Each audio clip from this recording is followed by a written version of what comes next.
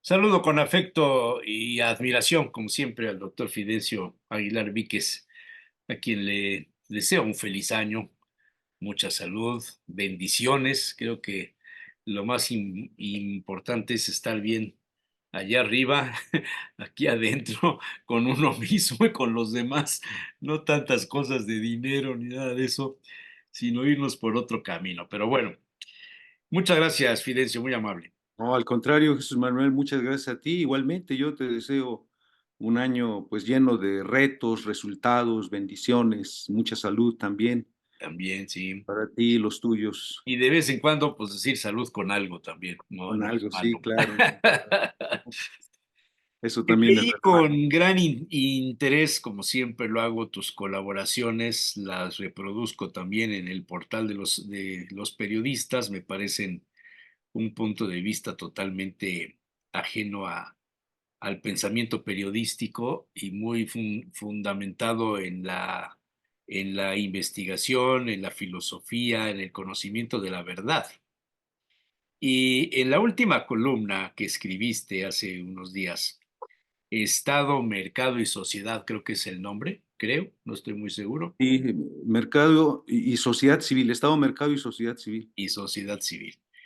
Los últimos párrafos me parecen una aportación maravillosa a el análisis político y me animó a solicitarte esta entrevista sin avisarte cuál era el tema. Sí, sí, pero ¿Cuál siempre tiene, son agradables sorpresas, ¿eh? lo cual tiene su jirifilla? Pero pones postfacio, que para el que no Sí, sepa es al revés del prefacio, así es. el postfacio, una palabra que está en desuso, por desgracia. El prefacio, el postfacio, como el prólogo, como la síntesis, como la sinopsis, etcétera. Escribes esto. Al mirar los mensajes de fin de año de los precandidatos a la gobernatura poblana, me surgen algunas imágenes que no puedo evitar. Lalo Rivera habla de, entre comillas, corregir el rumbo o, entre comillas, cambiar de rumbo, pero no indica cuál es la meta propuesta, porque se puede cambiar el rumbo y llegar a la misma meta. ¿Es ese su planteamiento? Alejandro Armenta dice que, entre comillas, defender la cuarta transformación significa recuperar la patria, cuando la patria no se identifica con ningún partido o movimiento político.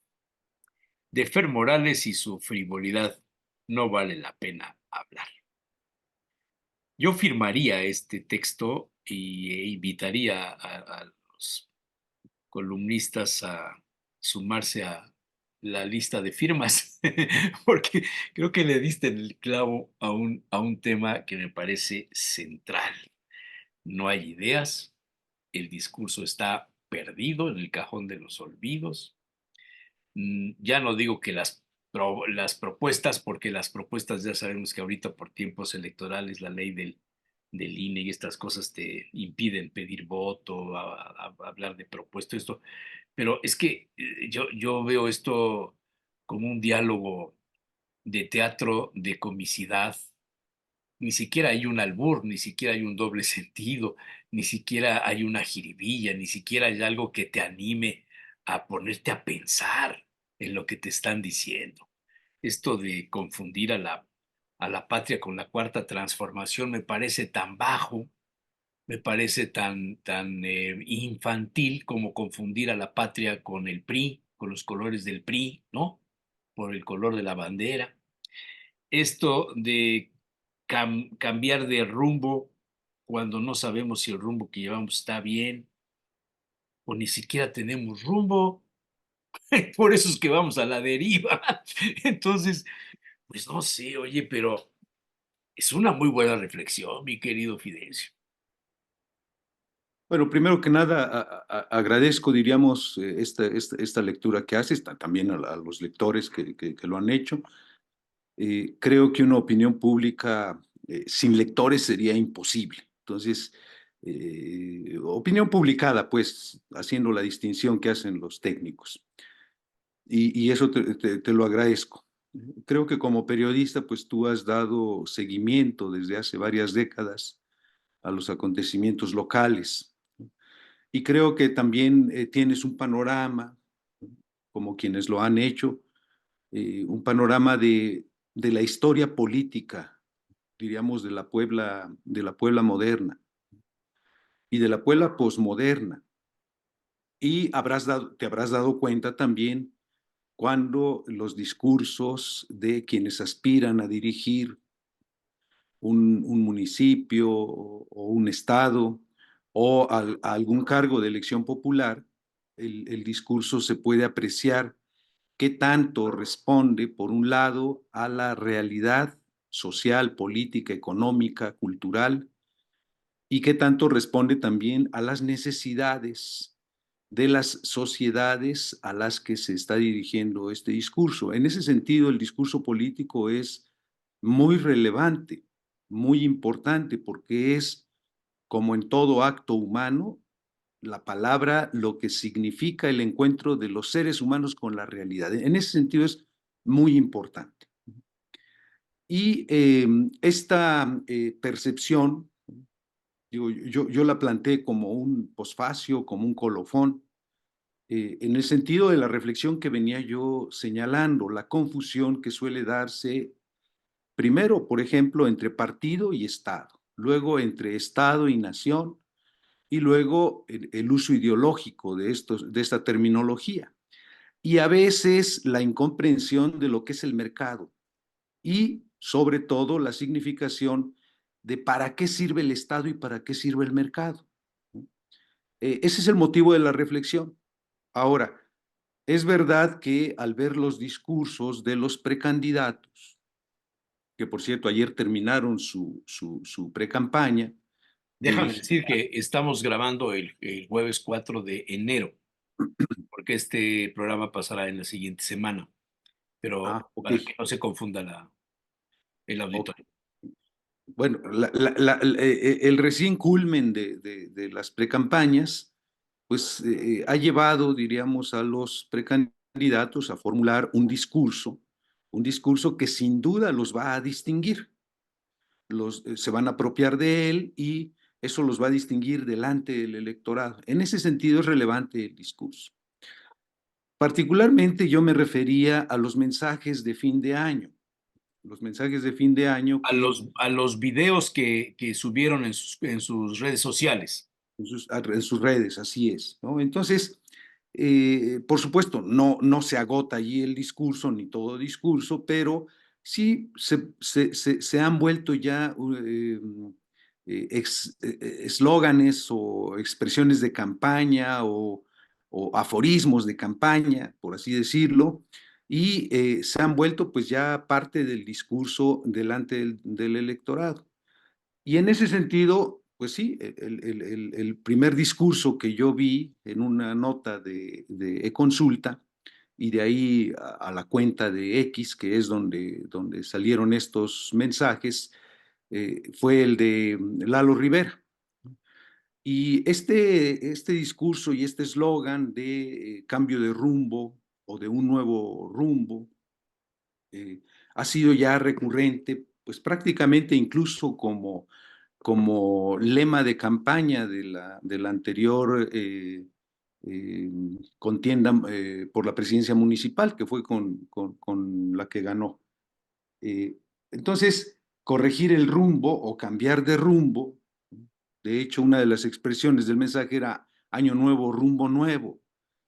Entonces, el rumbo alude al camino, alude a la ruta, alude al sendero, ¿no? A la vía por la cual se pretende algo. Y lo que yo me di cuenta del mensaje es que no había allí un elemento que señalara cuál es la meta, el propósito, el lugar a dónde llegar. Te voy a leer, si me lo permites, el Sí, párrafo sí, sí. que salió publicado en algún periódico local en relación al último discurso que pronunció en la Junta Ignacio Romero Vargas, donde cerró la noche del día miércoles. Dice Eduardo Rivera, viene un mejor rumbo para Puebla. pero en ese camino nos encontramos con piedras, troncos echados a perder y hierba mala en ese camino. Necesitamos hacer equipo. Hay que quitar esa estrategia de abrazos, no balazos. Hay que quitar esos troncos tan pesados y esa hierba mala que divide al país.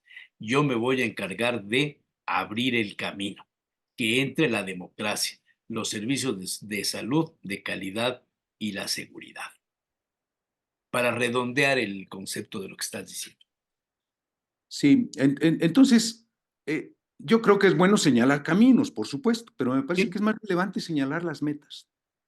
¿A dónde nos lleva el camino? Así es, hacia dónde vamos, porque como está escrito en mi documento, eh, pues puede haber varios caminos para llegar a una meta. Y si cambiamos de rumbo, bueno, cambia el rumbo, pero no cambia la meta. Había un librito hace muchos años cuando éramos adolescentes que nos daban a leer, bueno, en la escuela donde yo estudié, no sé si en todas las escuelas pasaba esto, que se llamaba Camino, precisamente, y que te indicaba, no sé si es de Es Balaguer, de la hora santo, sí, San sí, José ¿verdad? María Escrivá de Balaguer. José María se llamaba Camino, y eran Sí. una serie de reflexiones que te indicaban el camino, y a final de cuentas la conclusión que sacabas es que en ese camino llevabas compañeros y que esos compañeros, los buenos, iban a estar contigo hasta el final de ese camino y que era tu responsabilidad y la de ellos ayudarse para continuar en el camino. Había otros libros que criticaban a los agentes comunistas, que en aquella época se hablaba de esto, que te decían este es el compañero de viaje en el camino. Eran las lapas que se sumaban. Entonces, esto del camino no es tan simple. No, no es tan simple, yo creo que es relevante, por supuesto, Claro. pero a mi modo de ver es más relevante la meta. Y creo que en la nota que leíste del discurso de cierre de la precampaña, en efecto, Lalo Rivera plantea el camino y hay elementos de meta que no son del camino, ¿no? Es decir, por ejemplo, servicios de salud, estrategias para combatir eh, o cambiar la estrategia de abrazos, no balazos. Tiene que ver con temas de seguridad, ¿no? De una sociedad más segura, de una sociedad menos violenta, ¿no? De una sociedad eh, más integrada, más dinámica, el tejido social, en fin. Yo creo que valdría la pena hacer esa distinción, porque una cosa es la vía que se usa para alcanzar algo, para lograr un objetivo, ¿no? Y a mi modo de ver, creo que ayudaría mucho a los ahora precandidatos, próximamente candidatos, a que pulieran sus propósitos, sus objetivos y plantearan a la sociedad a dónde quieren conducir, a dónde quieren conducir al Estado. Y creo que si se confunde el camino con la meta, es muy fácil después dar pautas para una manipulación de tipo conceptual. Y me parece que ese es el cuidado que habría que hacer la distinción. En Eh, el caso de Armenta, su cierre de campaña fue no fue pues, en la capital, sino fue en lo que se conoce como Ciudad Modelo, aquel proyecto que desarrolló Mario Marín y que no tuvo precisamente un buen fin, ¿no? Que realmente se convirtió ahí en un elefante blanco. Ahí él hizo también su cierre y el discurso pues fue totalmente diferente, ¿no? Él habla de llegar a las alturas, de que en su proyecto estará el tema de la puesta en valor de lo que es Ciudad Modelo. O sea, dos visiones muy diferentes de uno y de otro de su discurso y que finalmente pues nos empapamos de que no hay precisamente una definición. Él habla de crear una ciudad para la tecnología. No sé si esto forme parte o no, pero Pues esos son los discursos y no los podemos juzgar más que por lo que están diciendo. Había un refrán español hace muchos años, no sé quién no sé si el refrán o es una frase de alguien que decía, el hombre es dueño de su silencio y esclavo de sus palabras. Sí, sin duda, porque la palabra compromete, desde luego, ¿no? Compromete y a veces pues hay quienes no quieren comprometerse. A mí me parece que el mensaje a veces cuenta para un mensaje el lugar. Y creo que en el caso de Armenta no solo es el tema, diríamos, del discurso como tal, sino el lugar, porque el lugar es simbólico. No hay que olvidar que en los tiempos de Mario Marín, este gobernador ahora preso por el escándalo ahí de Lidia Cacho y todo lo que se suscitó, Armenta era dirigente partidista y de hecho estuvo muy cercano, él y Nacho Mier estuvieron muy cercanos al entonces gobernador Marín. Y uno Nacho de los, no, Nacho no. él fue dirigente, fíjate, él fue dirigente partidista. Sí, pero o sea, cuando fue gobernador Marín, el único que estuvo como funcionario en el gabinete fue Alejandro. Nacho se fue. No, Nacho se- pero Nacho fue dirigente partidista también en el periodo. O sea, no, hubo dos dirigentes. él fue dirigente en el periodo de Bartlett. Él fue presidente del PRI en el periodo de Manuel Bartlett. ¿No? Tengo que checar el dato, Sí, ¿no? sí, sí, sí. Eh, Ahorita te lo busco y te lo pongo. porque, eh, bueno, ambos eran muy cercanos ahí, pero volvamos al tema del discurso y del símbolo del lugar. Fue uno de los temas ejes que Marín quiso proponer, ¿no? La ciudad modelo, ¿no? Como característico, uno de los puntales de su sexenio. Y me parece que el hecho de retomarlo es demasiado simbólico, porque me da la impresión que quiere atraer a toda la ola electoral y toda la estructura electoral, como ha ocurrido con el caso de Morena, en el que muchos operadores electorales del antiguo partido hegemónico ahora son Sí. parte y forman Mira, parte nada más para precisar lo de Nacho, de Nacho. cuando Marín era gobernador, el presidente municipal era Enrique Doher. Ujú, El en el primer. secretario del ayuntamiento era Nacho Mier. No estaba con Marín, estaba con Enrique Doher. Y estaban peleados Enrique Doher y Mario Marín. Le hizo la vida imposible. Cuando la manifestación, aquella después de lo de Lidia Cacho, que tenía que renunciar Marín, etcétera. Nacho no estuvo cerca de Marín, ¿eh? Bueno, ok, este dato es relevante y yo obviamente que Pero bueno, el me candidato no es atengo Nacho, a el los candidato es datos. Alejandro Armenta. Sí, sí, sí, Él pero sí bueno, era, él era director del DIF y luego fue el secretario de primero, Desarrollo Social y luego fue dirigente partidista. y luego fue dirigente del partido. Entonces, ese simbolismo, ¿no? El lugar como mensaje es muy relevante. Pero el tema del discurso es lo más relevante también, porque es lo que estamos abordando, el tema Sí, del sí, discurso. sí, sí. El tema, diríamos, de esta apropiación de la patria, de esta apropiación de la nación, esta apropiación del pueblo. El motivo del artículo que escribí en los días pasados era precisamente que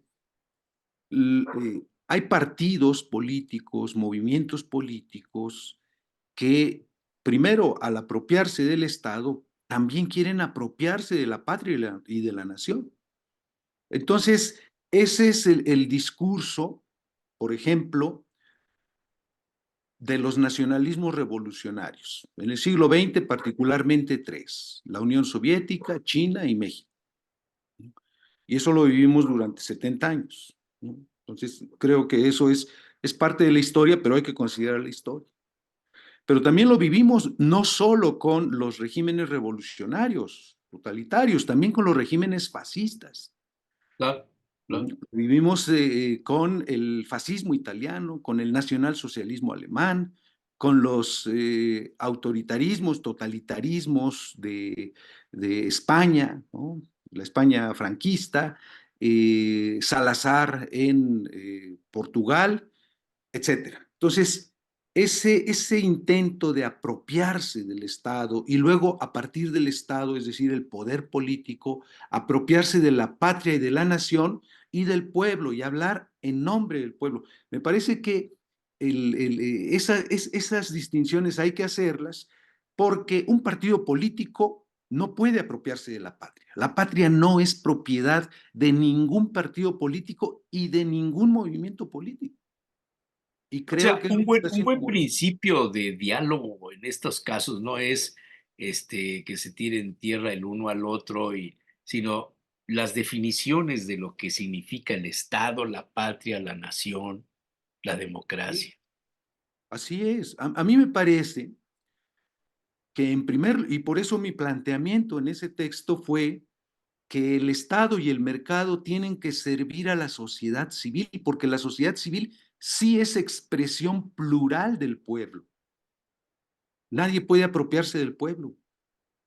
El pueblo puede ser enteramente distinto e incluso contrapuesto al Estado. Fíjate, hay pueblos, hay pueblos que durante mucho tiempo no fueron Estado, como el pueblo de Israel. Pero hay otros pueblos que históricamente tampoco fueron Estado. Y hay estados que abarcaron varios pueblos, como en el caso de la Unión Soviética. La Unión Soviética era un megaestado que abarcó a ucranianos, georgianos, rusos, kazarbayanos, en fin, una serie de pueblos que no tenían las mismas tradiciones, la misma cultura, el mismo lenguaje, o sea, pueblos distintos, pueblos diversos. Entonces, eso ya nos da una pauta para señalar que el Estado no es el dueño de la nación, no es el dueño de la patria y no es el dueño del pueblo. Patria, nación y Estado son diversas expresiones del pueblo, eso sí, la patria es el pueblo considerado actualmente. O sea, los mexicanos que vivimos aquí ahora en este 2024, conformamos la patria y el Estado no es dueño de nosotros. No puede serlo, ni debe pretender serlo. No es dueño del pueblo, pues, pero sí tiene que servir al pueblo, al que se debe, por supuesto. La nación es el pueblo que camina históricamente, o sea, la nación mexicana la conforma pues desde los primeros grupos humanos que hubo en esta región mesoamericana, hasta los actuales mexicanos y los que vienen en las generaciones posteriores. Pues es la nación. Y el Estado es el pueblo considerado y organizado en un Estado y en instituciones que conforman ese Estado. Entonces, Esto genera, en términos amplios, la concepción de nación. no el Estado, o sea, No, no, no el Estado, la La nación mexicana. nación, la nación es el pueblo histórico, Sí, pues, el sí, pueblo histórico. La patria es el pueblo presente y el Estado es el pueblo jurídicamente organizado. sí. Entonces, con estas distinciones, creo que podemos caer en la cuenta de que ningún partido político, ningún movimiento político, ningún grupo político puede apropiarse de la patria o de la nación. Es más, yo me atrevería a decir, tampoco puede apropiarse del Estado, aunque los partidos políticos tienen como propósito y su planteamiento siempre es la pretensión de lograr el poder público. Eso es diríamos, el propósito de los partidos políticos, el mecanismo de acceso al poder, a los poderes públicos. Pero además, eso tiene que estar legitimado. Por ejemplo, en un régimen democrático, pues tiene que estar legitimado por las diversas instancias y expresiones del pueblo, pero el pueblo es tan heterogéneo, el pueblo es tan plural, que no puede haber una única voz y todas las voces conforman un pueblo como el nuestro, multicultural, por ejemplo, multilingüístico, yo me atrevería a decir, multipolítico, de diversas opciones políticas. Y en ese sentido, nadie puede pretender hablar a nombre del pueblo. Eso para mí es una aberración conceptual. Que lo hagan los políticos no quiere decir que estén libres de esas aberraciones, pero bueno, me parece que en una opinión pública que va madurando, esto tiene que decirse, tiene que Tiene señalarse. que hacerse a un lado. Aquí el tema de fondo es que los dos, porque como dices tú, lo de Fer Morales, pues, ni al caso, o sea, ni para qué dedicarle tiempo, ¿no? Pero los dos que se confrontan tienen visiones, grupos, raíces, ideologías diferentes, y los dos quieren ser gobernador. Uno va más arriba que el otro. La diferencia, según Ujú. los que saben de esto, está entre 19 y 22 puntos. No sé si habrá modificado, no se habrá modificado. ¿Y cómo van a plantear? Porque ya el discurso de fin de año es un paso dentro de una estrategia global que buscará afianzarse para el 2 de junio para tener el voto de la mayoría. ¿Esto les dará más votos? Esto les hará, estos discursos, sacar la escoba y barrer y el rumbo y todas estas cosas y el otro que quiere la tecnología y ciudad modelo y las alturas y la Malinche, ¿esto les va a dar más votos o va a quitar votos? Porque el reto que tiene la oposición a Morena es vencer el abstencionismo. Y esto viene de Xóchitl para abajo, desde la candidata presidencial. Necesita que salgan a votar el 65% de los registrados en el padrón para vencer el abstencionismo. Voten a favor o en contra de ella. Pero este sería el gran movimiento, la gran revolución política. Y en el caso de Puebla, con estos liderazgos regionales, con Lalo, con Mario Riestra, que parece ser que va a ser el candidato a la presidencia municipal, y los demás que se sumarán a diputados federales, diputados locales, 217 presidentes municipales, etcétera, etcétera, etcétera, van a poder movilizar a la gente para que el 65% de los electores poblanos salgamos a entregar nuestro voto a alguien, no necesariamente a ellos, a alguien, y con esto cambiar el rumbo. ¿Ese es el rumbo? A mí me preocupa que el enemigo no es el que está enfrente, no es Armenta, el enemigo es el abstencionismo, el enemigo es que no hay liderazgo, el enemigo es que la polarización no sé a quién le pueda favorecer en este momento, pero es obvio que erradicando el abstencionismo tienes la posibilidad de obtener una votación histórica que te podría poner en la posibilidad de ganar. O sea, vencer a la apatía. Y estos discursos animan a la apatía, la alimentan o la desaniman, la desalientan. A mí me parece que van en el camino del desaliento, no, de la alimentación de la apatía. Dices, pues, ¿qué voy a andar oyendo yo a estos que no saben lo que quieren ni a dónde van? Entonces las estrategias pueden ser que estén equivocadas, doctor. A mí me parece que hay dos caras, diríamos, de la moneda electoral. A veces uno piensa que lo relevante de una contienda electoral son las ofertas electorales. Y por una parte hay algo de razón en que la oferta tiene que ser atractiva. Y creo que es lo que los consultores políticos plantean, qué ofertas pueden ser atractivas. Y eso determinan buena parte de su estrategia. Pero está la otra cara de la moneda que no son las ofertas de los precandidatos, candidatos o contendientes, sino las necesidades de la gente. Y me parece que eso es lo que equilibra este primer aspecto. ¿Es relevante el discurso? Sí, por supuesto, pero creo que es más relevante cómo la gente percibe sus necesidades y quién piensa la gente o quién cree la gente que va a resolver sus principales problemas. Entonces, es un poco, me parece que lo que plantea este texto de González Molina acerca de Sí, los switchers. el Y creo switch. que tiene razón. A veces los estrategas electorales se están fijando más en sus ofertas que en las necesidades del electorado. Yo tengo la impresión que no hay una medición suficientemente enfocada para ir percibiendo estas necesidades. ¿Qué es lo que necesita Puebla? No se puede generalizar. O sea, temas de pobreza, temas de violencia, temas de subdesarrollo, temas de inseguridad, por ejemplo, tienen que son las necesidades o de alguna manera lo que percibimos quienes somos ciudadanos, lo que aqueja a las sociedades en las que vivimos.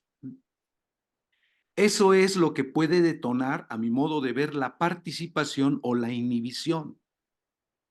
Y los discursos políticos que logren alumbrar esos aspectos, me parece que van a lograr esa conexión que detona el atractivo de un discurso. Hasta ahorita no lo estamos viendo suficientemente, Bueno, ni porque siquiera hay un asomo de esto que dices.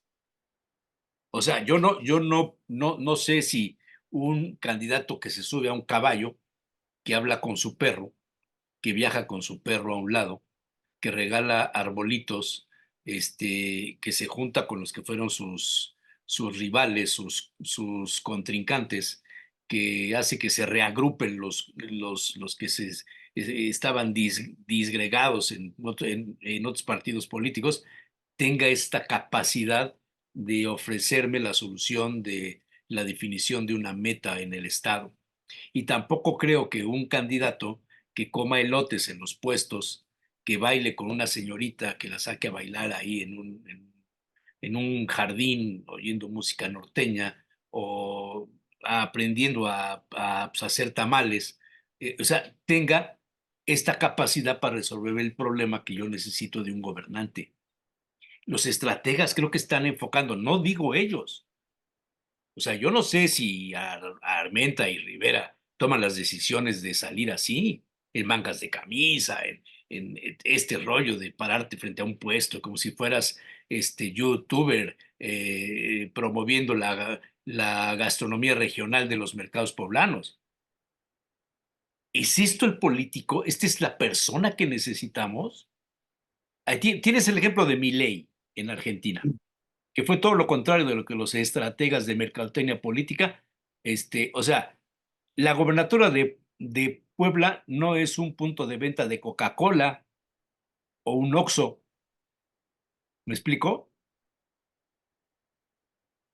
sí, o sea, tienes razón en estas apreciaciones. Me parece que está, hay una distancia enorme, Enorme. pero a lo que voy es que una cosa son las ofertas. Por ejemplo, yo en esta cercanía de estar con una señorita ahí comiendo un elote o danzando, etcétera, creo que lo que ahí la estrategia pretende es una cercanía con la gente. Pero ¿por qué no lo hizo durante toda su vida? Porque, Me, o sea, me- me parece, lo meten en esto porque nunca lo hizo. me parece que eso está bien. Lo que yo cuestionaría más bien es si eso corresponde a una necesidad social, a una necesidad de la gente, o este otro discurso de la patria. Yo no sé si la gente tenga una idea clara de lo que es la patria. Yo la Pues tengo no, clara, pues, pues ¿no? no. Yo Pero creo que en términos generales la gente no tiene una idea clara de lo que la patria significa, ni el Estado ni la nación, como lo has dicho, ni las instituciones. Bueno, no sabe ni siquiera la diferencia de los poderes. pero sí siente o puede sentir que es parte de la patria por estar en un mitin político. Pero eso no le va a resolver su necesidad. O sea, no le va a resolver la necesidad de la inseguridad si no hay una estrategia que conozca el problema y que plantee cómo va a resolver ese problema. No le va a resolver el problema económico si no hay una estrategia que plantee cómo puede, ¿no?, lograrse una economía saludable que beneficie sus bolsillos, ¿no? O las preocupaciones, ¿no?, de violencia, de inseguridad, de que no hay esperanza. Por ejemplo, el tema de los jóvenes, yo creo que Ese, no es un ese es tema ese es el punto central quizá de que, esta campaña.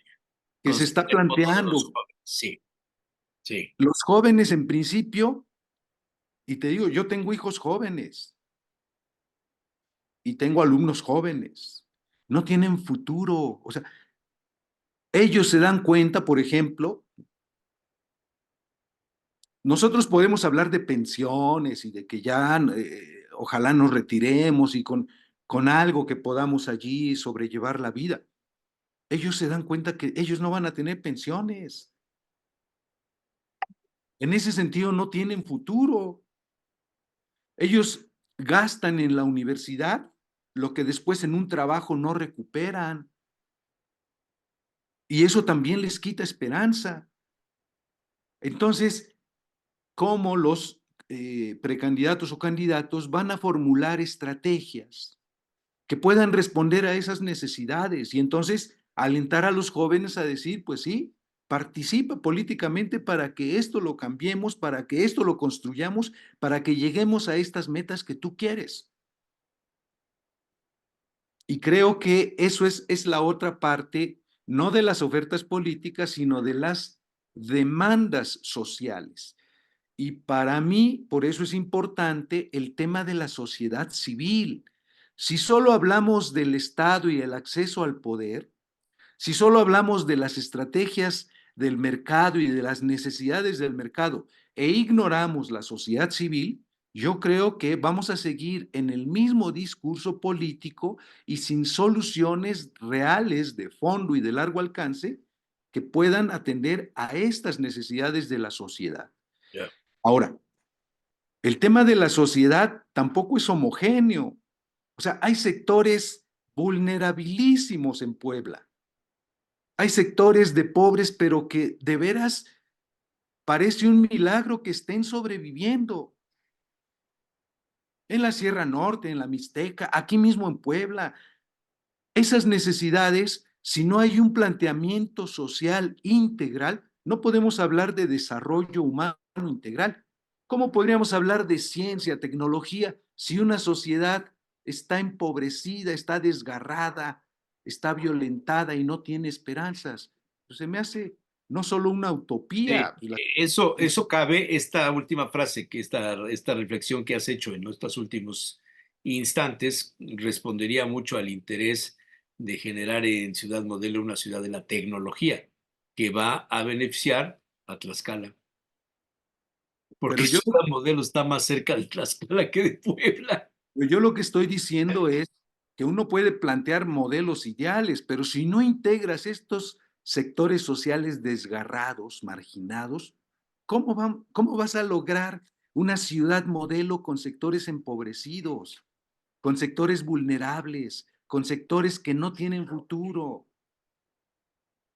¿Cómo vas a desarrollar, por ejemplo, jóvenes científicos si no hay esperanza, si no hay formación juvenil, si no hay formación de científicos? Pues no se puede hacer ciencia sin científicos, no se puede hacer tecnología sin tecnólogos. Pues ¿de dónde van a venir? ¿De Marte? ¿De otros lugares? Y los pobres en Puebla, en la Mixteca, en la Sierra Norte, en las zonas metropolitanas, ¿van a seguir igual? Ese es el tema de. Para que Lalo Rivera pueda remontar los 19 o los 22 puntos con a lo que le creas tú, en 22 semanas que faltan para las elecciones, bueno, ya 21, necesitaría subir un punto cada semana en los primeros 10 semanas, 12 semanas para poder empatar. Mira, mi ley en la primera vuelta a Argentina Sí, estuvo abajo unos puntos. sí. Y en la segunda vuelta, que todas las encuestas señalaban que que iba a perder incluso por menos puntaje. Y la sorpresa fue que rebasó 10 puntos. O sea, las encuestas son instrumentos, sí, por supuesto que son instrumentos, pero no son definiciones. O sea, yo la verdad, las encuestas le creo la mitad en el sentido estratégico, no en el sentido de los datos, ¿eh? O sea, no estoy cuestionando las encuestas. Lo que estoy cuestionando es el manejo instrumental de las encuestas. Ujú. Acuérdate cuando la campaña era gobernador Marín, la campaña de Toño Sánchez Díaz de Rivera con Blanca Alcalá. Eran Toño 20, llevaba 25, 26 puntos arriba, era inalcanzable. El candidato del grupo de Marín era Mario Montero y dijeron, vamos a perder, entonces vamos a mandar a Blanca Alcalá. Y mandaron a Blanca Alcalá a perder. Blanca Alcalá llegó con un discurso, no sé si bueno o malo, fresco o no, tradicional o no, pero Toño Sánchez se dedicó a perder todos los días un punto. Y a la vuelta de la esquina, Blanca tenía 20 puntos más que él. Es un fenómeno. Arrancar con 25, 26 puntos de diferencia y perder por 20 es histórico, Fidencio. pero fíjate que allí, a mi modo de ver, también influyeron los debates, bueno, el debate que hubo. No, yo creo que fueron los errores de la estrategia de campaña de Toño. O sea, sí, sí, Esto sí, de yo no digo que disfrazarse no, de barrendero, de jardinero, de constructor, los pero, billetes que regalaba de la feria de los Pantoños, Chontos, no me acuerdo cómo, yo lo guardo por ahí porque se me hizo muy curiosa esa publicidad. Yo creo que él abonó mucho en su sí, sí, caída, sí, o ¿eh? sea, sin duda fue, pero me parece que fueron diversos factores. Uno de ellos, el que tú dices, ¿no? Estos errores y esta chunga, por así decirlo. Sí, sí. Esta Manos chunga. inexpertas, mentes inexpertas estuvieron ahí en esa elección del lado de Toño. Y luego, Toda la experiencia de la marrullería del lado de Blanca. sí, sí, sí, vamos, pero también me parece que el discurso la cobijó y salió con un discurso airoso. Y creo que eso niveló y después vino la superación. Me parece que fueron dos factores. Y también la volatilidad de los humores, como dice Waldenberg, o suele decir, los humores sociales. Y yo creo que allí está una de las claves que los aspirantes a algún cargo de elección popular tienen que prestar atención. Si ellos A los descubren humores. a ¿Cuáles los... serían los humores en este momento y cómo los proyectarías hacia el 2 de junio? Bueno, mira, creo que hay pocos estudios sobre esto como el de González Molina, pero me parece que lo que los diversos sectores sociales buscan es seguridad. Seguridad en sus personas, en sus patrimonios o en lo poco que tienen, o seguridad aspiracional también. Esto que te decía de los jóvenes y de la esperanza es que no tienen seguridad aspiracional, porque no hay elementos. O sea, aunque vayan a la universidad, después no tienen trabajo o tienen trabajos muy rudimentarios. Y eso le quita esperanza a cualquiera. Y luego las fugas simbólicas o en las drogas o en diversos elementos que un joven dice, pues es que aquí no hay futuro. Yo me construyo un futuro aunque sea inventado. Bueno, pero si eso lo vemos a un nivel macro, pues son diversos sectores, es decir, no solo están los sectores juveniles, también están las mujeres,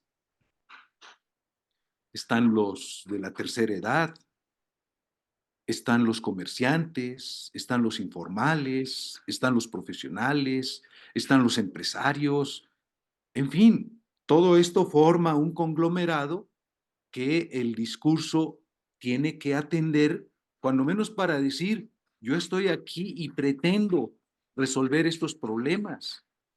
Y me parece que eso es relevante en un discurso. Eso Ahora, es lo que necesitamos oír. ¿Cómo vas a resolver los problemas? ¿Qué me planteas? ¿Qué me propones? ¿Cómo me involucras? ¿A dónde estoy yo como ciudadano en el proyecto que tú tienes de gobierno? Sí, yo creo que eso es importante, Jesús Manuel. Tengo la impresión que a veces sí, los problemas no se resuelven solos, eso es cierto, pero los problemas que plantean quienes aspiran a un cargo de elección popular, si no lo hacen escuchando a la sociedad civil, si no lo hacen respondiendo a las necesidades de la sociedad civil, va a ser difícil Ah, fritos. Estoy de que acuerdo. puedan lograr pues ese cargo, Claro, ese encargo. claro. Oye, pues, hijo, qué tormenta de ideas más maravillosas nos acabas de soltar en estos minutos.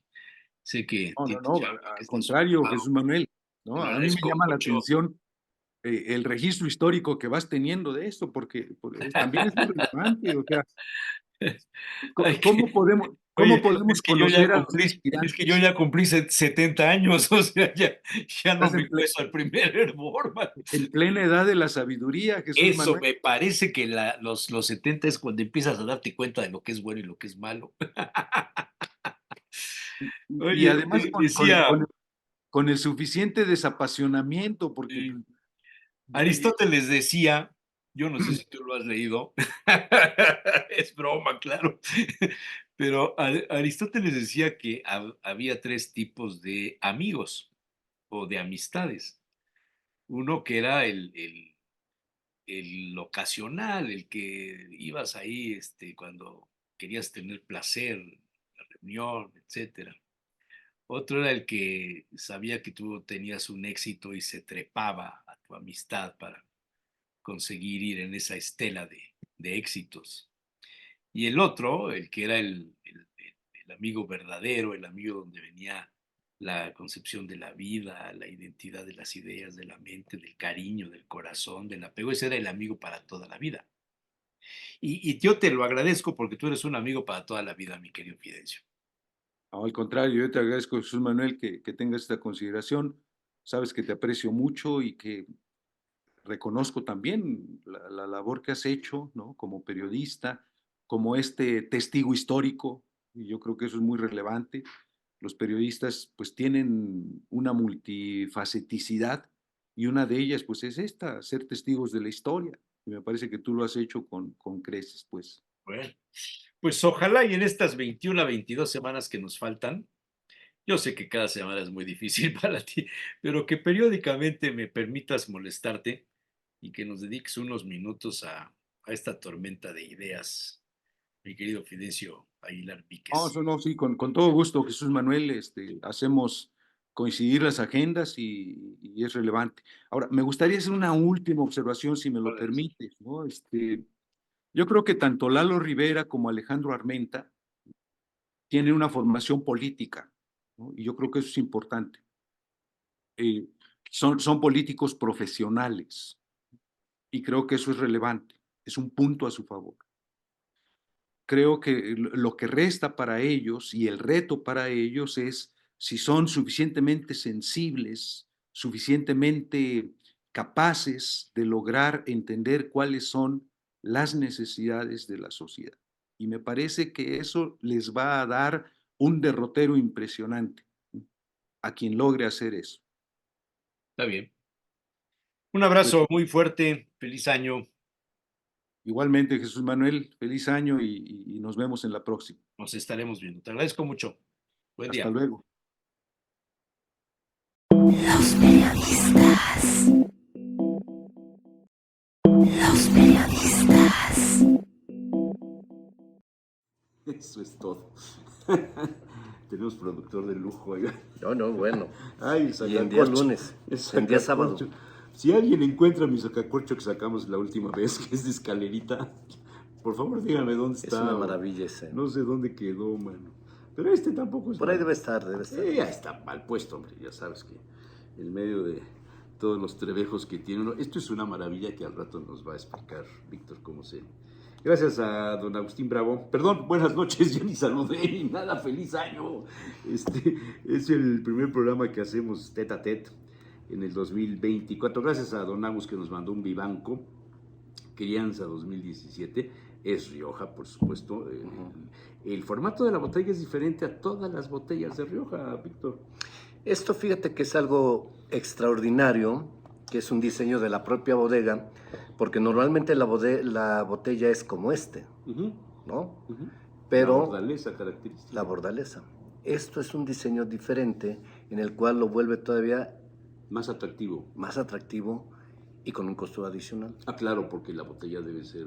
Sí, más cara que de este la tipo otra, de ¿no? botellas es en Sí. millones, y de este nada más las que manda a hacer la bodega. Y además tiene la cosa esta, ¿cómo se llama? La cápsula. Que sobresale, no, Ajá, pero ok. que sobresale para el goteo. La boca de la Eso botella. es muy interesante, es muy interesante. Sí. Pues tú dices si procedemos o Sí, de una vez. platicamos o... No, de una vez, de una vez. Rioja, pues ya sabemos los vinos de Rioja. La última vez tomamos un Rioja que también lo definiste como uno de los nuevos vinos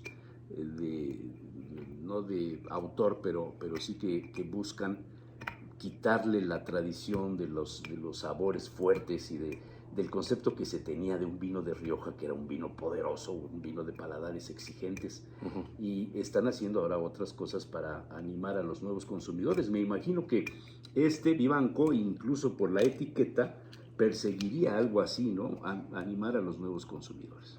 Fíjate que Rioja tenemos la mala imagen de que es un vino demasiado corpulento, demasiado Es que esos eran los Riojas de complejo. antes, del siglo pasado. Pero hoy día Rioja es elegancia. Rioja es un Así vino... como tú. Elegante. Rioja es un vino elegante, Rioja es un vino persistente en boca, un vino para disfrutarse. Y no tiene que ser una comida tan compleja, sino una comida sencilla con un buen vino, como Vivanco. Es Vivanco. De verdad. Lo distribuye, creo que Marinter, ¿verdad? Marinter. No estoy seguro, pero sí, seguramente. Tiene la N ahí. Y lo vende, en el caso de Puebla, nosotros estamos grabando en Puebla, en la ciudad de Puebla, en el centro histórico, todavía con los adornos de Navidad de... Qué bonito árbol, por cierto. Esto Miren, es un detalle. Fíjense. Este es un detalle, es un árbol de corchos. Puros corchos, puros corchos Son con corchos, luces. sí. Eso es como de 3 semanas de los vinos que bebemos. Aquí lo voy a poner inclusive. Ahí pones otro Ahí. más, cara, de Vivanco. ¿No? Es buena puntada. Bueno, es que, ¿qué haces con los corchos? Mi nieto Yo los colecciono. juega con ellos, los trata de poner uno encima de otro. Y yo dije, ¿por qué no hacemos algo? Y se me ocurrió hacer una tablita para picar, se me ocurrió hacer... Y alguien me dice, oye, ¿por qué no es un árbol de Navidad de corchos? Mira, es Y que dije, oye, pues sí, vamos a hacerlo. Le pusimos un alma de tela de alambre, le dimos forma y lo fuimos pegando con silicón. con silicón caliente. Y ahí está. Fíjate, Ay, se qué puede ser muy, sí, claro, muy aromático. Wow, qué aromático. Sí. Si eres creativo, puedes hacer muchas cosas con un corcho. Cortinas. ¿Cómo se llama? Tablas para lo caliente, para ponerlo caliente. Ajá, eso es lo que pretendía yo, sí. Puedes forrar tus macetas. Ujú. Puedes hacer, no sé, Móviles, alguien también me dijo. puedes Móviles. hacer móviles para colgarlos. puedes, por ejemplo, en un lugar donde tengas mucho ruido, poner una pared con puros corchos, te quita la acústica, o sea, te vuelve más hermético el lugar. Rebota. Sí, bueno, en las estaciones de radio antes se usaba poner forro de corcho para rebotar el sonido, efectivamente, hasta que se descubrió que estos empaques que se usan para el huevo, los cartones de huevo que se les llama, tienen el mismo efecto. Correcto. Y, Sí, exactamente. Y se ahorraban mucho dinero. Pero que quitaban algo, el disfrutar una copa de vino. Bueno, claro. ¿No? Sí, claro, por supuesto. Así es. Qué interesante. Bueno, dime, colores, esto es un vino joven. Es un vino joven. Mira, aquí vamos a ver la diferencia del clásico tradicional riojano del que tú te expresabas al nuevo. Aquí hay mucha intensidad de color, mucha expresión aromática, porque lo acabas de comentar, efectivamente lo existe. Aquí en este tipo de vinos se ve el color bastante intenso. Tiene tres uvas. Tempranillo, Graciano y y Maturana tinta. Maturana. Maturana tinta, esa Fíjate. es una uva rara para mí. Sí, sí, sí, sí. Y Porque 13 normalmente 13.5 grados, es tempranillo, garnacha y mazuelo más suelo, sí. para Rioja. Ujú. Esa es una nueva modalidad también Claro. de los vinos de Rioja. Claro. Entonces, seguramente la Maturana lo que le aporta es más intensidad de color, porque eran un poquito más translúcidos los vinos de Rioja. Entonces, Más brillantes quizá. el brillo es por la edad, básicamente. No, pero aquí en este caso la intensidad de color más cerrado, que no puedes ver el mantel, por ejemplo, o ni mi mano la puedo llegar a ver a trasluz. Los vinos anteriores eran, fácilmente yo podía ver mi mano a trasluz. Este tiene mucho más intensidad de color, ¿ok? Entonces, desde ahí, la brillantez sí va mucho, pero más bien con la edad del vino. Este es un vino relativamente joven, debe ser 2000, no he visto el año, pero 2024, no, perdón, 2020, 22. 17. 2017, wow, 17. me sorprende. Crianza 17. Me sorprende porque tiene mucha intensidad de color y muy vivaz el color. ¿Ok? Entonces, sí tiene brillo y obviamente si movemos la copa, la rotamos, vamos a tener que tiene una cierta adherencia a las paredes. Esto nos habla del alcohol que tiene, la graduación alcohólica, que tiene que ver mucho también con el tiempo de guarda que le puedes dar al vino, porque es un O sea, conservador este es del un vino alcohol. que con ese color, con el tema este de que se embarra las paredes, todo es un vino que puedes guardar. Sí, ¿Te pero da no, una edad? sí, pero no tanto tiempo. No. Bueno, No, ahorita este, por tiene ejemplo, 6 años ya. 6 años. Bueno, ya 7. Porque estamos en el 24. Este vino por el color y por la brillantez que yo le Ya veo, hay que beberlo. yo lo tomaría máximo en 1 o 2 años más. Máximo. Máximo.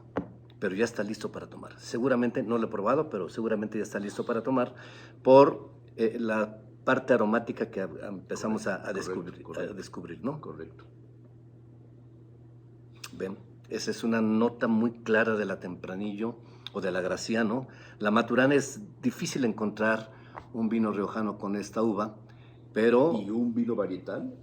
Maturana nunca lo he visto. no, tampoco, porque no creo que sea O sea, es una buena uva. Para completar, para amalgamar. Correcto, es una uva complementaria, no una uva base. Pero tiene mucha potencia aromática, mucha potencia aromática. Es más, sin mover la copa, Sí, a esa distancia. La primera nariz que se dice, ¿no? Que luego la gente, tú y yo hemos sido testigos de gente que pretende saber de vino y lo primero que hace cuando le sirven el vino es mover la copa y agitarla Correcto. como licuadora. Sí.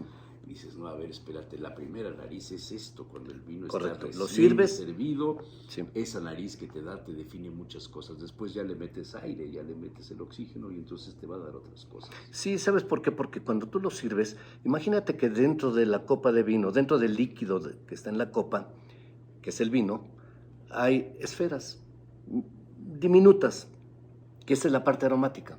Entonces, cuando tú, en primera instancia, sirves el vino, ya estás rompiendo parte de esas esferas donde se encuentra la parte aromática. Pero si tú lo dejas descansar el vino, muchas de esas esferas no se rompieron. Entonces, lo que vas a hacer es percibir el aroma y cuando ya agitas la copa, Ah, y eso te hace que se desprenda. es donde todas las esferas prácticamente Sí. revientan. Y entonces la parte aromática obviamente crece de una forma Evidentemente, sustantiva. si la mueves en exceso, estás provocando que se desprenda tanto que ya no aprecies las bondades de la primera nariz. Por supuesto. Y aparte, si sigues mueve y mueve y mueve la copa, Peor todavía. estás quitando parte Peor aromática, todavía. que cuando lo disfrutas, Cuando lo yo dejas de disfrutar. Tomé clases alguna vez en el kinder del vino, en el kinder del kinder. vino, y siempre te decían los maestros, primera nariz, Ujú, la segunda nariz, ujú. la tercera nariz. Y era en función de eso. De Correcto. cuando lo sirves, la primera. Le das una vuelta, la segunda. Sí, Y después ya le puedes dar 2, 3 vueltas, ya es la tercera nariz y hasta ahí. correcto. Y fíjate, a través de esta oxigenación u oxidación dentro de la copa, es un proceso oxidativo lo que se produce en la copa, también va creciendo los aromas, se van modificando con el paso del tiempo, y tiempo estoy refiriéndome a 10, 15 minutos. Claro, claro. Entonces, ahorita, en primera nariz, como tú le llamaste, mira, un poquito de vainilla, Pero un primera poquito nariz de o coco, nariz primaria, le decían. primaria, También, ¿no? coco, a lo mejor encuentro, ¿no? pero rotas la copa y empiezas a encontrar otro tipo de aromas. Y si tú lo dejas 15, 20 minutos esta misma copa, vas a encontrar mucho más complejidad de aromas, porque se van rompiendo esas esferas y se va modificando el aroma con el paso del tiempo. Sí. ¿No? Bien explicado, sí. Bueno, pues yo creo que es momento de decir salud. Feliz año. Igualmente, feliz año para todos. Será mucho mejor el 24 que el 23.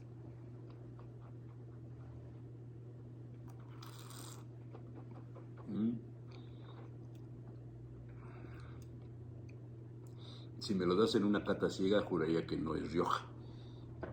Fíjate que a mí sí me dan notas de Rioja. ¿Sí? Sí me dan notas de Rioja.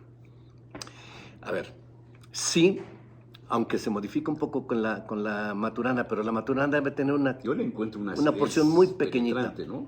Sí, es una buena acidez, no es punzante. No. Es una acidez Aceptable. refrescante. Sí, exacto. Refrescante, ¿no? Sí. Pero no te agrede. No. No te agrede. Pero sí, yo sí le encuentro muchos visos de Rioja. Sí. Sí. Seguramente tiene alto contenido de No, tempranillo. tiene 13.5 grados de alcohol. De alcohol, y también de tempranillo debe tener, no sé, un 80, Es la arriba uva del principal, 80%. Es la uva principal. Sí. Entonces, estamos ante Interesante. un buen vino. Interesante. Es un vino que... Y para tomar del diario, ¿eh? Sí, esto es para el... Para ya tomar no del es diario. caro, es un vino relativamente accesible para todos los bolsillos. Lo recibimos nosotros directamente de don Agustín Bravo, en Abarrotes La Luz, ahí lo pueden encontrar. Y si usted llega y le dice, busque usted a don Agustín o busque usted al vendedor que yo tengo ahí, Alfredo, oiga, don Alfredo, lo vi en el programa del Rincón del Vino, a lo mejor hasta le hacen un descuento. ¿Por qué no? Claro que sí. Ya los estoy comprometiendo yo. Pues sí. Los estoy comprometiendo ya los señores de la Ya lo luz. comprometiste. Con mucho gusto. Sí, entonces Y es un vino... coincido contigo, que lo puedes tomar diario. Sí. Y no creo que Y no sea es caro, tan... no es No creo caro. que sea caro. No es caro. Esta bodega... Caro, el que vamos a tomar en el próximo programa. Vivanco es una bodega de mucha tradición, muy conocida en España. Desgraciadamente en México no es tan conocida, pero está a nivel de Marqués de Cáceres, Sí, a nivel sí, a ese nivel. de las grandes bodegas de, no sé, Muga, de todas estas bodegas que existen en Rioja, podemos encontrar Vivanco. Vivanco es una gran bodega de mucho prestigio, no es tan pequeñita, es una bodega Y relativamente si usted conoce de algún media amigo grande. o alguna persona que se apellide Vivanco, pues ahí está el regalo. Claro. ¿No? Sí. Tenerlo en tu casa y soy de la familia Vivanco y tengo mi vino Por supuesto. Vivanco. Sí. ¿No? Por ejemplo, yo López de Heredia, ¿no? Por ejemplo, Claro, tú serías López de Heredia, sí. No, yo en mi caso pues no tengo, man. No hay ningún vino ninguna Hernández. bodega que lleve mis apellidos. Bueno, man. Entonces, pues podríamos tú poner fúndala. sí, Fúndala. no, ya a la edad que tengo yo ya no estoy para hacer eso. ¿Cómo no, hombre? No, ¿cuántos años necesitarías para Mínimo fundar 10 una años. bodega, para empezar a producir vino, bueno, para sembrar, Para luego sembrar. para producir vino, luego para sacarlo a la venta y para meterlo en el mercado? Mínimo 10 años. Desde Por su eso la gente concepción. compra bodegas hechas Correcto. o manda maquilar, cosa que Así ya lo es. platicamos en otros programas, ¿no? Sí, pero mínimo 10 años para que tú empieces a encontrar el punto de equilibrio. Muy bien. ¿No?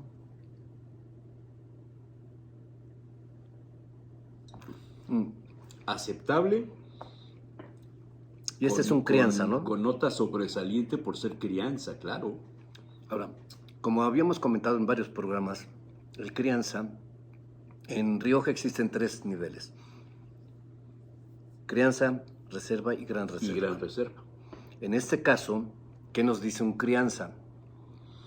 Que el crianza tiene un año de crianza en la barrica, es decir, elaboro el vino y lo meto a la barrica, lo dejo un año.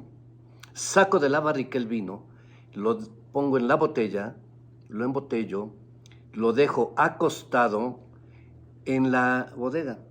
No lo saco a la venta. Lo dejo un año más en la botella, guardado en la bodega. Después de ese año, agarro, lo saco, lo etiqueto, le pongo la contraetiqueta para México y entonces sí ya lo puedo vender. Si no es así, no se puede llamar crianza. Tiene que pasar mínimo 2 un años. año, o sea, 2 años para que salga al mercado. Uno en barrica y otro en Botella. en botella, en bodega. Exactamente. En botella, en Los 2 años total en bodega. Sí. Y el detalle que voy a acercarlo de esta parte de la boca de la botella, que es diferente a todas las demás. Es más ancha, tiene como un filo Sí. más ancho y que sirve para Como que cortagotas.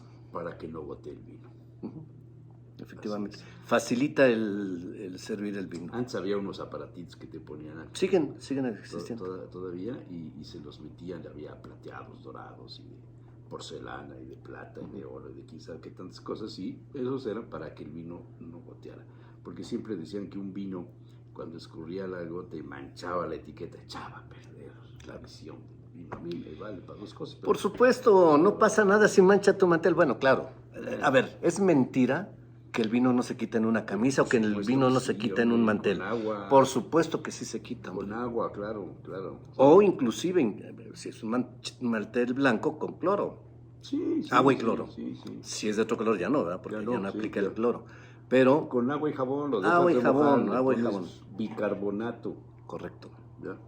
Y ya con eso Muy ya bien. quitas todo el tema. Pues bienvenido, Igualmente, y vamos a continuar un placer. con otro programa. Aquí Vamos estamos a la cambiar de orden. vinos y siguiente semana nos verán. Y el Vestidos 24 va a igual, ser mejor que el 23, con vestidos mensaje, igual, vestidos igual, pero con otro vino. con otro bien. Muy bien. Muchas gracias, Víctor. A ti y a todos ustedes. Los periodistas. Los periodistas.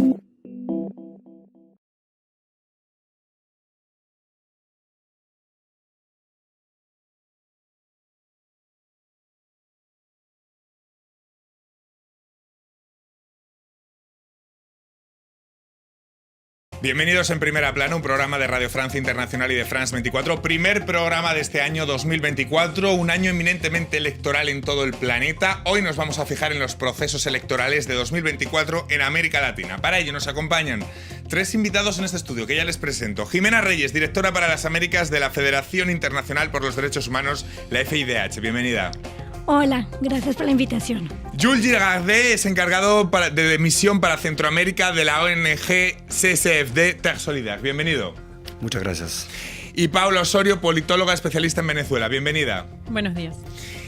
2024, año electoral en América Latina. Hoy nuestro asunto en Primera Plana. 2024, el año en el que medio planeta está llamado a las urnas. Más de 3.700 millones de personas podrán votar en elecciones en 70 países en los próximos 12 meses. Hay convocatorias tan trascendentales como las de Estados Unidos, la Unión Europea o la India, cuyos resultados tendrán un impacto global. También citas importantes en países de América Latina como México, El Salvador, quizás Venezuela, ya veremos, Uruguay, Panamá o República Dominicana, y que dejarán consecuencias muy importantes. Muy probablemente por primera vez una mujer liderando México tras unos comicios que no perderán de vista la cita crucial de noviembre en Estados Unidos y la sombra de la vuelta de Donald Trump de la mano de la que sin duda mucho vamos a hablar en este próximo año. Repasemos la prensa, hoy personificada en 3 figuras. Portada del País Semanal, dedicada a Claudia Sheinbaum, favorita para suceder a AMLO en México. La revista Semana dedica esta portada a lo que denomina el milagro Bukele, que los salvadoreños podrían reelegir el 4 de febrero, no sin polémica. Le Figaro, María Corina Machado, dice la mujer que desafía a Maduro en Venezuela.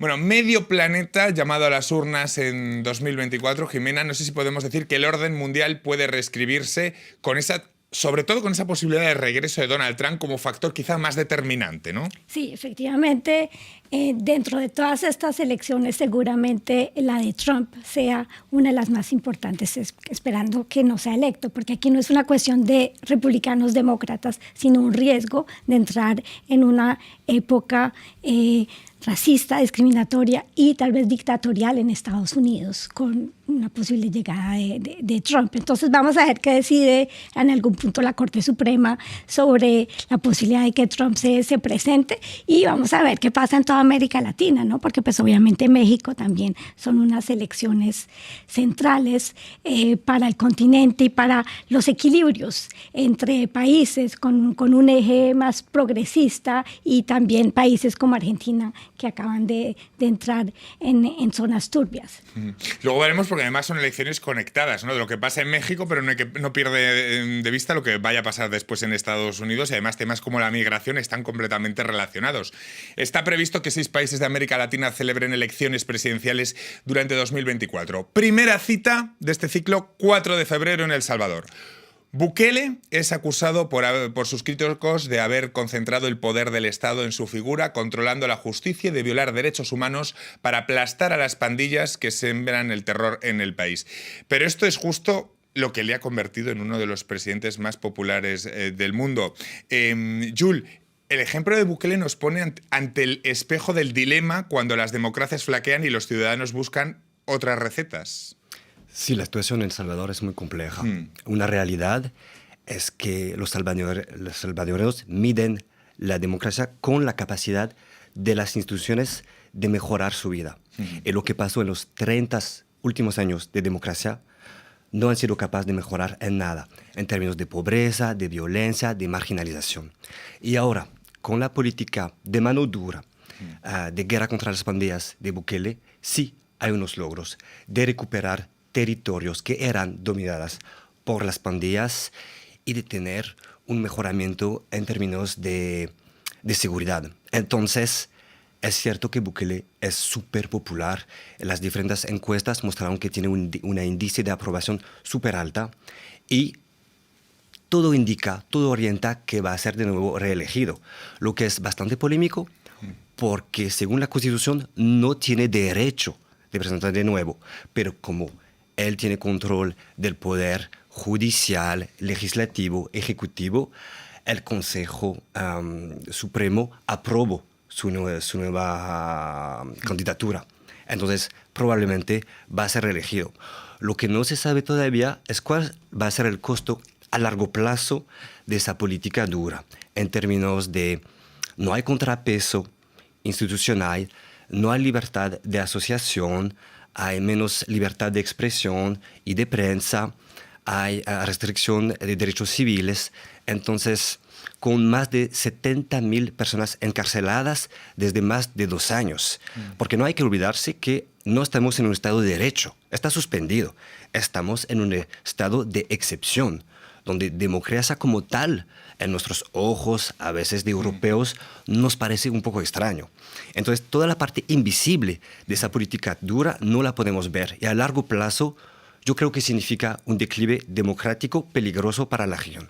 Un declive que además a veces es complicado analizar con los ojos desde el punto de vista europeo, porque claro, para nosotros éticamente es complicado de analizar, pero claro, es que la cuestión de la seguridad quizá para muchos salvadoreños pese más y estén dispuestos a sacrificar cosas que para nosotros serían insacrificables. Otro de los escenarios electorales más indefinidos del año en la región lo presenta Venezuela, donde se espera que el presidente Nicolás Maduro busque ser reelecto. Una de las grandes interrogantes es qué ocurrirá con la candidatura de María Corina Machado. Paula Osorio, ¿de qué depende?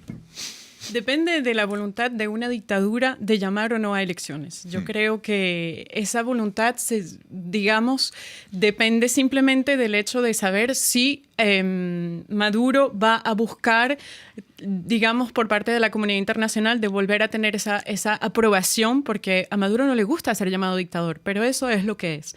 ¿Vamos a tener elecciones en Venezuela? No lo sabemos. Lo que sabemos es que en Venezuela tenemos 20 años de una mujer que quiere, y la única certitud que tenemos es que María Corina Machado es una demócrata que quiere tener esas elecciones, que lo ha hecho todo, incluyendo ir a unas primarias, a pesar de que esa es una certitud. En octubre, María Corina Machado obtuvo 2.2 millones de votos votos. 93% de las personas que votaron en esas elecciones votaron por María Corina Machado. Habían otros candidatos. Nunca se pensó que María Corina Machado, yo pienso que incluso a mí me sorprendió verla que estaba en las encuestas tan altas, María Corina Machado, porque no era, digamos, la candidata natural, estaba Enrique Capriles hasta que él se retiró.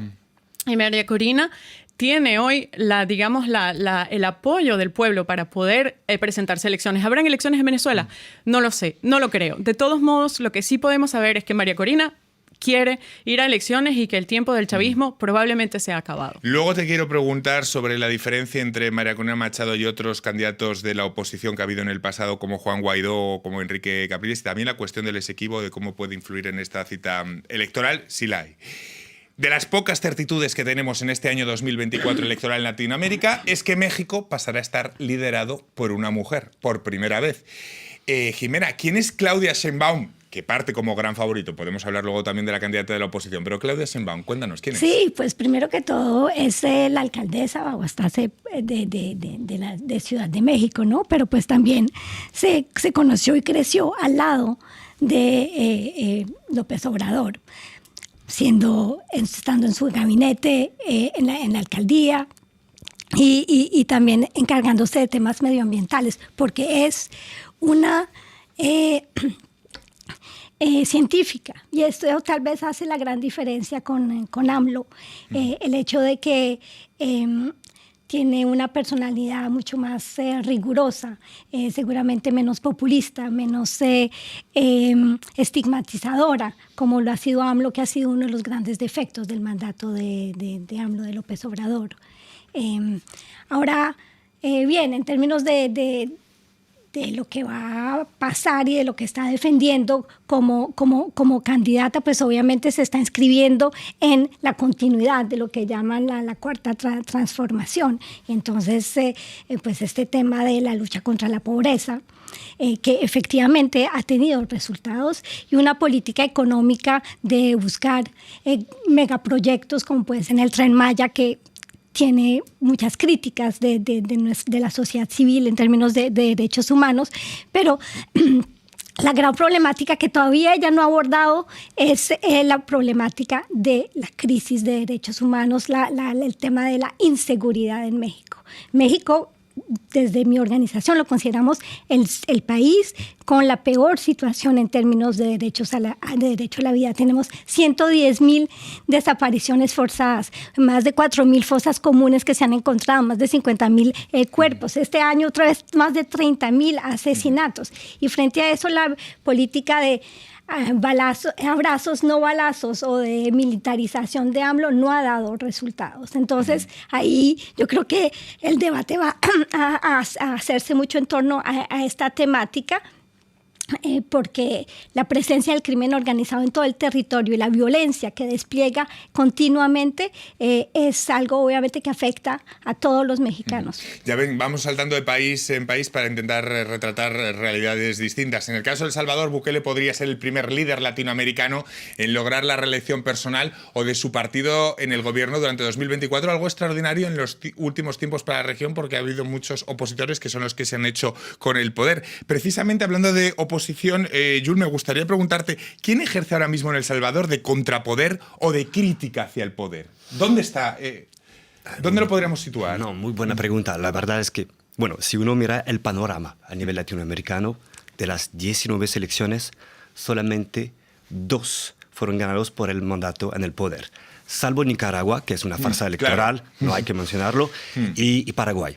Entonces sí es un caso único, extraordinario. Bukele, bueno, hay que tener un poco de cuidado, no se sabe lo que puede pasar, pero de aquí a un mes probablemente va a ser elegido, y es verdad que no hay contrapeso, no hay voz alternativa. La sociedad civil, las organizaciones sociales, los movimientos sociales tienen bastante miedo de hablar porque hay una restricción de los espacios civiles. Entonces es complejo, estamos en una situación de una autoridad total que concentra el poder. Y ahí su popularidad, como ya lo dije, es basado sobre su política de seguridad, pero sin derechos. Entonces, así comprar, entre comillas, el voto y la aprobación de la gente que vive como un alivio a esa situación nueva. Pero se olvida toda la parte de los derechos civiles y de libertad.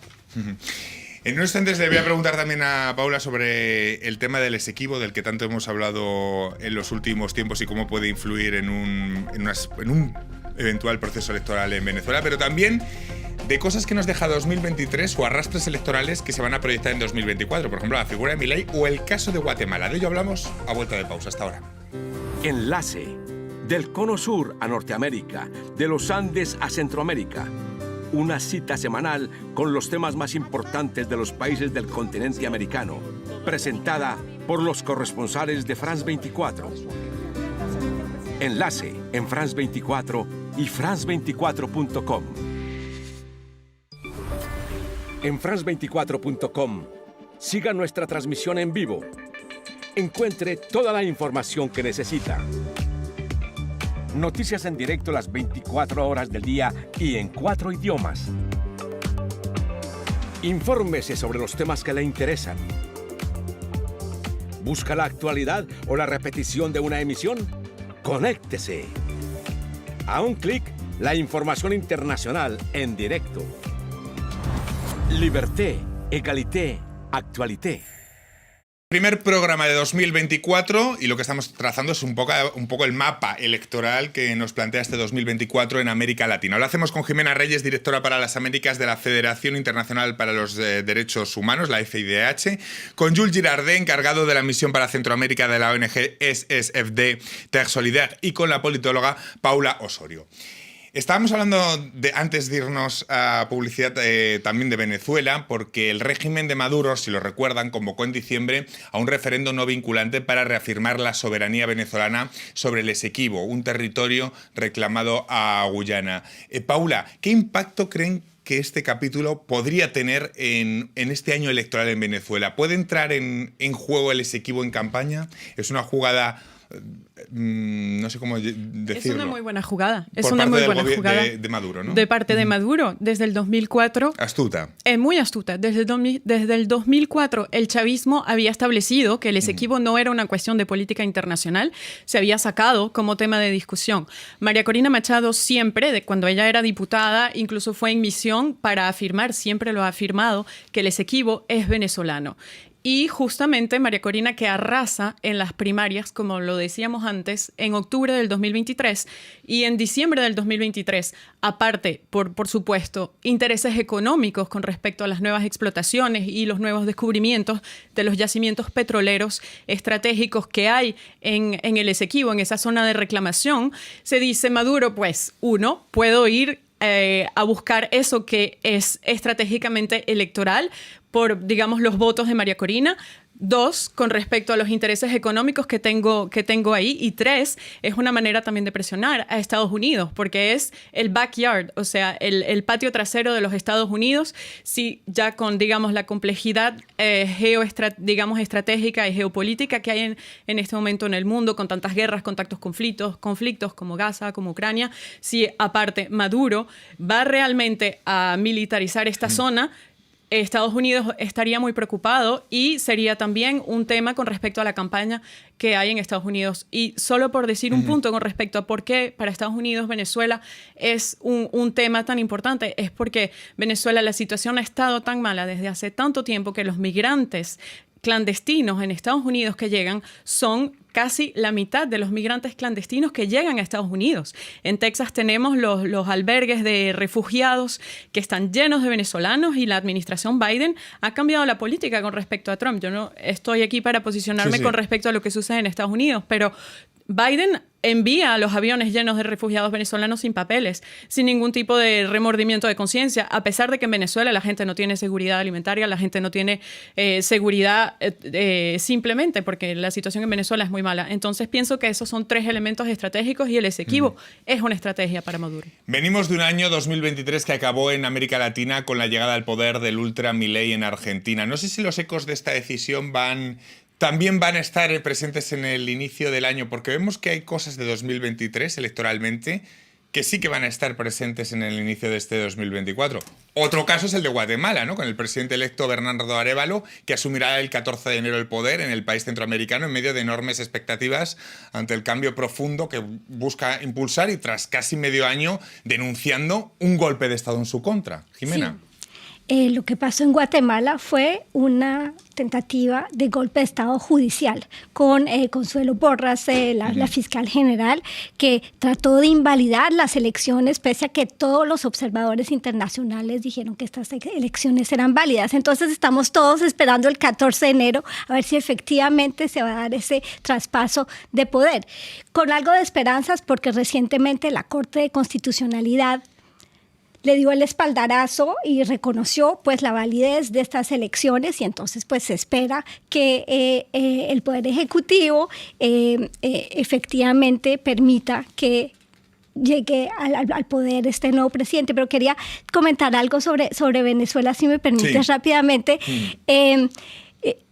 Siendo un poquito más positiva, de que tal vez sí se puedan dar las elecciones, pero reconociendo que el régimen es quien va a decidir. Claro, porque lo que está pasando también es que en este acuerdo parcial de Barbados entre Estados Unidos, miren el lapsus, entre la oposición y Maduro, pero donde Estados Unidos acordó el levantamiento de las sanciones de forma parcial, tal vez si la economía se mejora y que el régimen de Maduro siente que tiene más chance de poder ganar, o inclusive porque el mismo Maduro no se presenta, sino se presenta alguien más del chavismo, entonces permitan, esa es mi esperanza, permitan que sí se den las elecciones. Y ahí, pues a lo mejor podremos entrar... El régimen siempre se guarda la carta, ¿no?, de sacar lo del Esequibo para luego invalidar. Siempre van a estar un poco con las manos...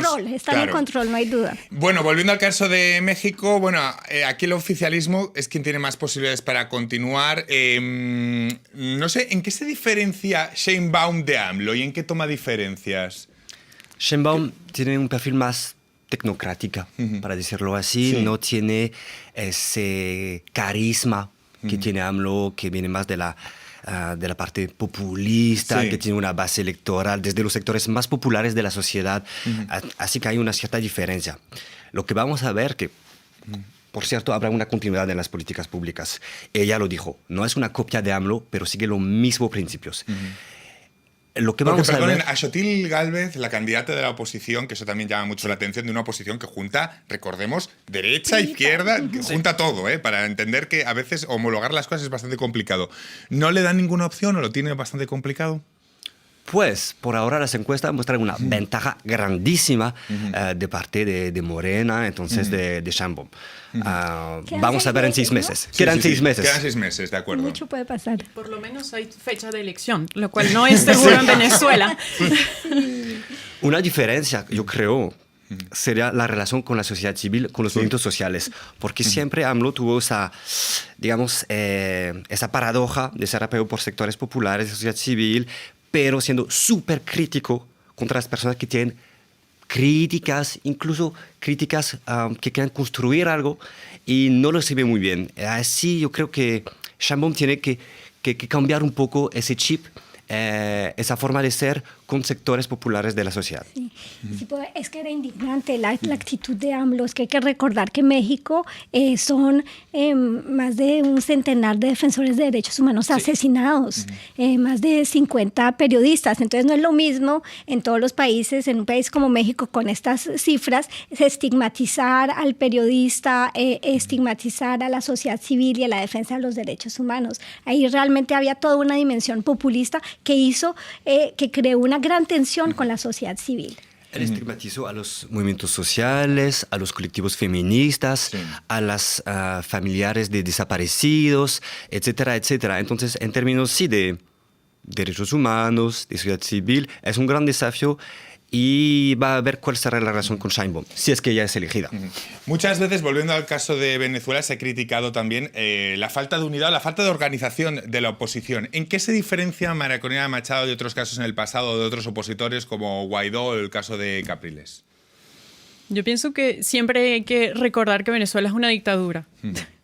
digamos que luchar contra una dictadura no es fácil, estar unido no es fácil. Yo he trabajado con, digamos, todas las oposiciones porque me parece que la democracia tiene que ser la respuesta a la crisis y salir de la dictadura por vía democrática debería ser posible. ¿Qué diferencia a María Corina con respecto a los otros? La trayectoria, la seriedad, la confianza del pueblo. Porque esas cifras yo creo que no las hemos visto. Venezuela es un pueblo que está golpeado, que no tiene esperanza. Realmente yo, con mi familia y con la gente con la que hablo, María Corina ha cambiado esa actitud porque es una mujer de firmeza y de convicción y que ha desafiado desde Chávez hasta Maduro diciendo realmente yo soy la solución y es el tiempo de la democracia. Sí, Machado está inhabilitada de ejercer cargos públicos, la unidad de la oposición pues muchas veces se ha demostrado muy frágil en Venezuela y claro, ahora la voluntad del gobierno de Nicolás Maduro sigue siendo, digamos, la principal variable de toda la ecuación política de lo que pasa en el país. Digamos, la inhabilitación de María Corina, por ser un poquito más técnico, gracias a la presión de Estados Unidos y la negociación, como por ejemplo la liberación de Alex Saab hace unos días, de la liberación de los presos políticos venezolanos y americanos, ha hecho que justamente María Corina no esté inhabilitado, digamos, su inhabilitación técnicamente ya no es un problema. Ahora, el hecho de no estar inhabilitada no quiere decir que sea candidata, porque no tenemos elecciones, no sabemos cuáles serán las condiciones para que María Corina sea candidata, pero yo estoy segura que María Corina lo logrará porque ya está armando sus comandos de campaña. El principal, digamos, problema para mí no es tanto que se puedan organizar las elecciones, sino que se puedan hacer realmente libres y que los venezolanos que estamos afuera podamos realmente votar. Esa es la clave de lo que se tiene que negociar de la parte de Estados Unidos y de la comunidad internacional entera, porque somos más de 7 millones de venezolanos que estamos afuera y yo pienso que por lo menos 5 millones podemos votar y por haber participado en muchas elecciones, 90% mínimo vota por la oposición. Apuntamos sin duda a esa clave tan importante. El panorama luce más complicado para el oficialismo en Panamá y en Uruguay. En este último caso, bueno, habrá que esperar a las internas de los partidos en junio. No sé si creen que este año 2024 puede romper, hablando de forma general, esa tendencia en América Latina de que gane el opositor, sino que en muchos de los casos el oficialismo, por ejemplo, en el caso de México, ¿no? Que el oficialismo pueda seguir cambiando de cara, pero que siga Morena, ¿no? Sí, es posible que en México, pues ya lo dijimos, se rompa esa tendencia, se rompa esa tendencia y también pues hay que alabar esta tendencia. Fue la demostración del carácter democrático de las elecciones, no perfectas, pero pues el hecho de cambiar de partido es un ejemplo. Y como decíamos ahora, donde no se hizo, por ejemplo, en Nicaragua se tornó 2 años después en dictadura y ahora en unas elecciones que son una nueva farsa. Entonces, no tenemos la bola de cristal para saber si en Bukele o Morena van a ganar. Lo que sí tenemos es la necesidad de recordar de que si hay una reelección del mismo partido, es importante pues conservar una visión crítica y que se siga permitiendo los cambios, el multipartismo, lo que es obviamente un pilar esencial de la democracia.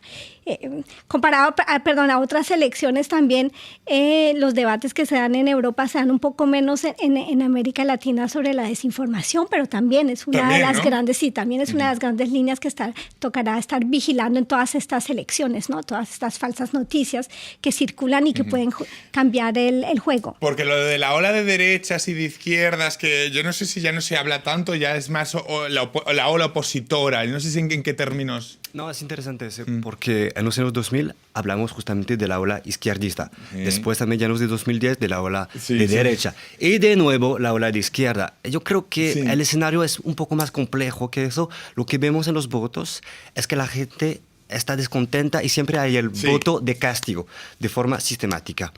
Y si puede hablar bien de la vitalidad de la democracia en América Latina, muestra sobre todo que las ciudades son súper polarizadas.